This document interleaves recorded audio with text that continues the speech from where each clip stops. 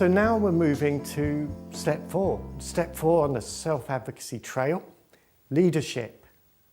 When we think of people with learning disabilities, we don't automatically think of leadership. We tend to err towards thinking about support needs, don't we? But actually there's nothing more empowering than supporting other people, particularly if you've grown up being supported. If you can move through self-advocacy to actually advocating for others, that's a great move. It can build your self-confidence and your self-esteem. You start making a contribution and your self-worth shifts considerably in the process. So how do we take the road to leadership? Well, often we're doing multimedia advocacy work in teams, and there are lots of small, crucial skills in the multimedia advocacy process. I would emphasise none of them are really challenging. They're all small skills that young people in particular are likely to be particularly adept at. Notwithstanding the whole selfie thing, it's easiest to make your media in partnership with other people. You take roles. I'm the subject, take a picture of me, and then we'll swap over and I'll take a picture of you. As we do it, we're helping each other. We're shifting to using a whole range of different skills, and everybody in the room can contribute in different ways.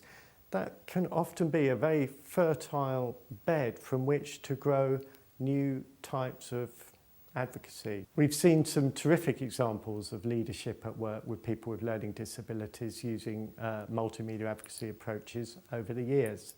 For example, a school where the young people with learning disabilities teach their parents how to build wiki websites. Another example might be people sharing parts of their multimedia advocacy portfolios, and in the process giving guidance to other young people about how to make this difficult transition to adulthood. In the Rick Centre, we've been privileged to work alongside a young man with learning disabilities who's built his own portfolio and steadily used that to train other young people on issues of independent living, the transition to adult life, and so on. AJ's multimedia advocacy portfolio became AJ Advice 2. That's because it's a website that gives advice for other young people coming through transition.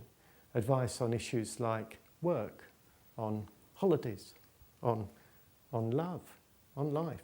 That's leadership. That's young people moving from being supported to supporting others, from being self-advocates through to being advocates for people with learning disabilities in the wider society.